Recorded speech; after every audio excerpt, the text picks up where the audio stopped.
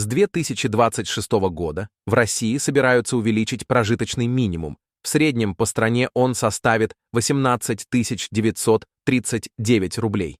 Для трудоспособных – 20 644 рубля. А для пенсионеров – всего 16 288 рублей. На фоне этой новости появилось громкое заявление вице-премьера России и бывшего министра здравоохранения Татьяны Голиковой.